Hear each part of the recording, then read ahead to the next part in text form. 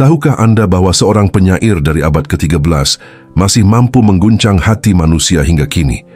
Jalaluddin Rumi, nama yang tak lekang oleh waktu, lahir lebih dari 7 abad lalu, namun kata-katanya menembus ruang, waktu, bahkan batas-batas agama. Puisi-puisi Rumi diterjemahkan ke dalam puluhan bahasa, dan di abad ke-21 ini, ia justru menjadi salah satu penyair paling laris di dunia barat. Bagaimana mungkin seorang sufi dari Konya, Turki, dapat menginspirasi jutaan jiwa dari berbagai keyakinan? Fenomena ini bukan sekadar kebetulan. Ajaran Rumi tentang cinta, persaudaraan, dan pencarian makna sejati menawarkan jawaban atas kegelisahan manusia modern.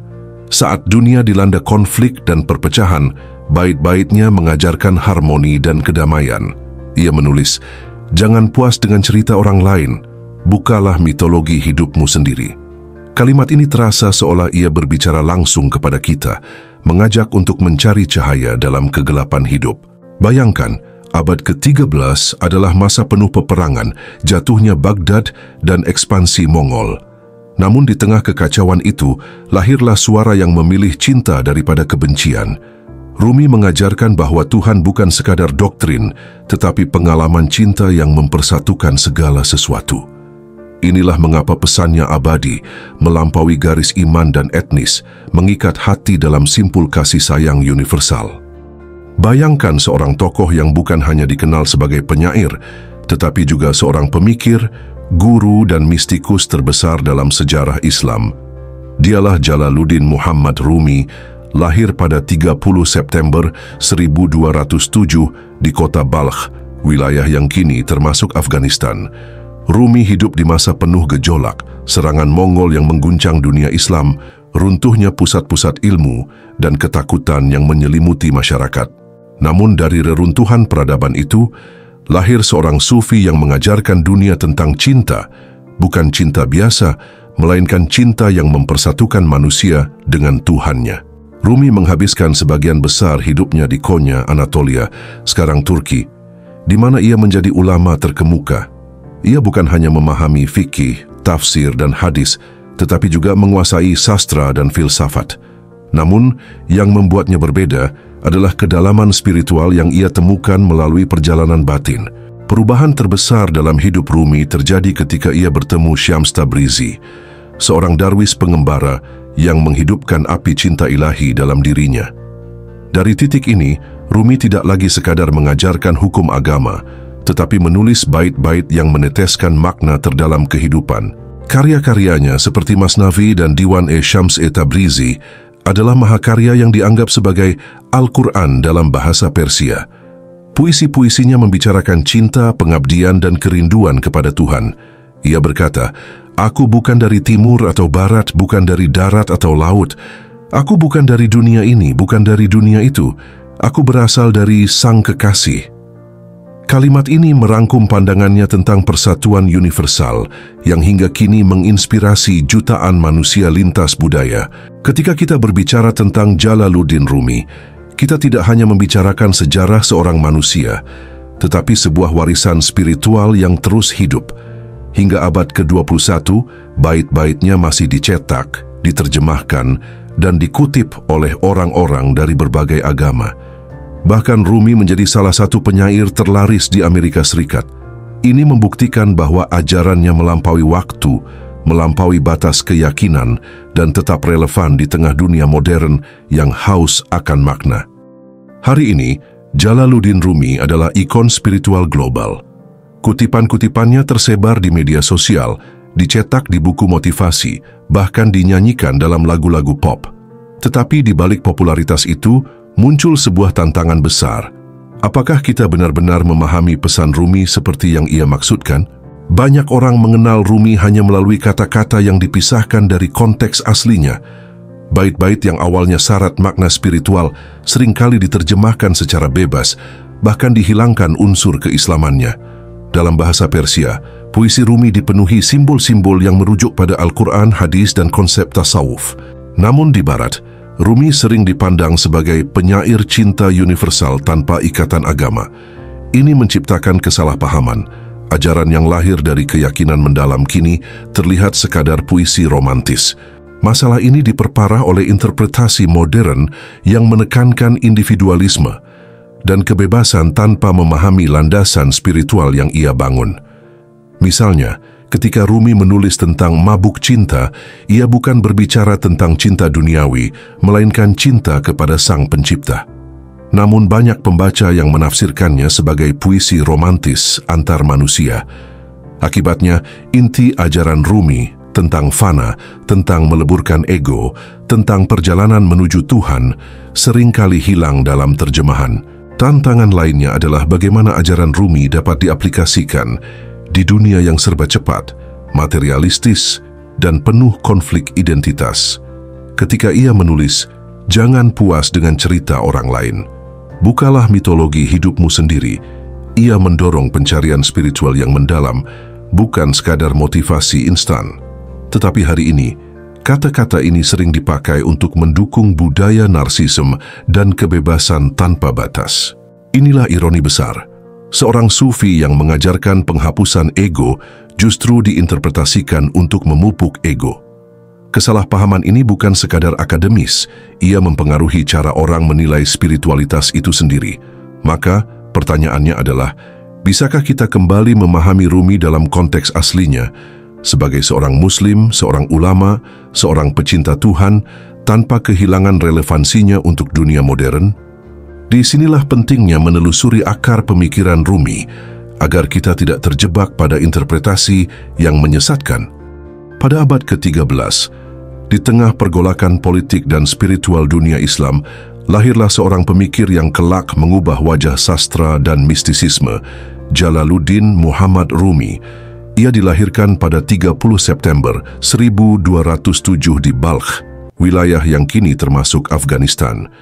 Ayahnya, Bahawalad, adalah seorang ulama dan pemikir terkemuka yang membawa keluarganya mengembara dari tanah kelahiran mereka menuju Anatolia akibat invasi Mongol yang melanda Asia Tengah. Perjalanan panjang ini menjadi pengalaman awal yang mengakar dalam jiwa Rumi, menanamkan pemahaman mendalam tentang kefanaan dunia dan pencarian makna sejati. Setibanya di Konya, Rumi tumbuh sebagai ulama besar. Ia menguasai ilmu fikih, teologi, dan filsafat Islam. Namun hidupnya berubah drastis ketika ia bertemu dengan seorang darwis misterius bernama Syams Tabrizi pada tahun 1244. Pertemuan ini menjadi titik balik dalam kehidupan Rumi. Dari seorang ahli hukum yang rasional menjadi seorang mistikus yang mabuk cinta ilahi. Syams bukan hanya guru spiritual, tetapi juga cermin yang memantulkan hakikat ketuhanan dalam diri manusia. Kehilangan Syams kemudian membakar jiwa Rumi, melahirkan puisi-puisi yang meneteskan cinta, kerinduan, dan rasa fana yang mendalam. Puisi Rumi, yang kelak terkumpul dalam karya besar seperti Diwan-e-Syams Tabrizi dan Masnavi Ma'nafi, adalah ungkapan dari filsafat cinta universal. Ia meyakini bahwa cinta adalah jalan utama menuju Tuhan, melampaui sekat-sekat agama, etnis, bahkan rasionalitas. Dalam bait-baitnya, Rumi mengajak kita untuk menjadi debu di jalan cinta, meninggalkan ego dan memasuki ruang keabadian. Ia berkata, "Lepaskan dirimu dari segalanya agar kamu dapat menjadi segala-galanya." Pandangan ini menjadikan Rumi tidak hanya tokoh sufi, tetapi ikon spiritual universal yang hingga kini disukai jutaan orang dari berbagai latar belakang. Karya-karyanya melahirkan gelombang pengikut yang kemudian membentuk tarekat Maulawiyah, terkenal dengan tarian berputar para darwis sebagai simbol harmoni kosmik. Dari Konya, ajaran Rumi menyebar ke seluruh dunia, menjembatani timur dan barat, agama dan humanisme, logika dan cinta.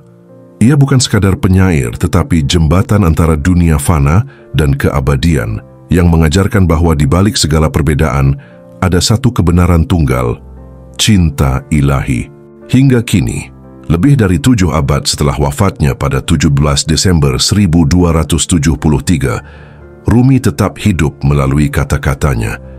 Ia bukan sekadar sejarah, ia adalah suara yang terus berbisik kepada hati manusia, memanggil kita untuk kembali kepada cinta, cinta yang melampaui segalanya. Di puncak perjalanan spiritualnya, Jalaluddin Rumi menulis bait-bait yang seakan melampaui bahasa. Puisi-puisinya bukan sekadar kata-kata, Ia adalah pintu menuju alam ketuhanan. Salah satu kutipan paling mendalam berbunyi, "Lepaskan dirimu sepenuhnya agar kamu dapat menjadi segalanya." Kalimat ini bukan sekadar nasihat, ia adalah inti ajaran Rumi. Fana meleburkan ego adalah jalan untuk menemukan hakikat Tuhan. Dalam tasawuf, Rumi mengajarkan bahwa manusia harus melepaskan semua ikatan duniawi, ambisi, dan kesombongan diri agar dapat bersatu dengan Sang Kekasih. Inilah konsep cinta ilahi yang mendasari seluruh puisinya. Kutipan lain yang mengguncang hati, "Jangan puas dengan cerita orang lain, bukalah mitologi hidupmu sendiri."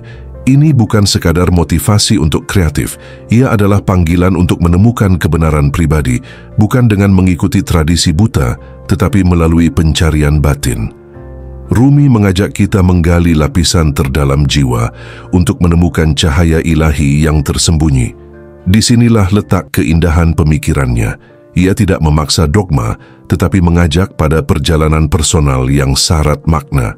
Dan yang paling terkenal, sebuah bait yang melambangkan jembatan antara iman dan cinta universal. "Datanglah siapapun kamu, meski engkau seorang kafir, penyembah berhala, atau penyembah api, datanglah."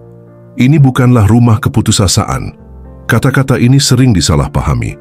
Bukan berarti Rumi menghapus agama, melainkan ia mengajak semua orang untuk mendekat kepada cinta ilahi tanpa merasa tertolak oleh dosa atau masa lalu.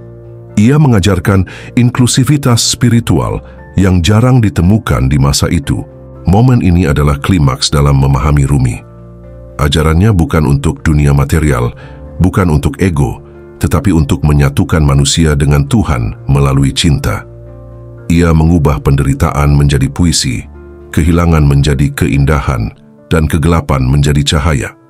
Dan ketika dunia modern mencari makna di tengah kebisingan teknologi, kata-kata Rumi tetap bergema, memanggil kita untuk kembali, bukan kepada masa lalu, tetapi kepada cinta yang abadi. Lebih dari 7 abad telah berlalu sejak Rumi berpulang, namun cahaya ajarannya tetap bersinar.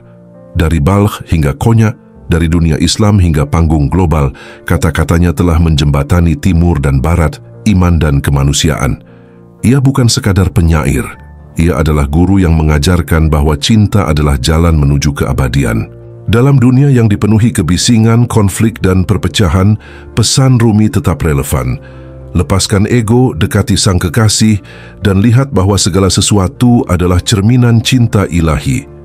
Ia berkata, "Apapun yang kau cari, carilah di dalam dirimu." Sebuah kalimat sederhana tetapi cukup untuk mengubah arah hidup manusia.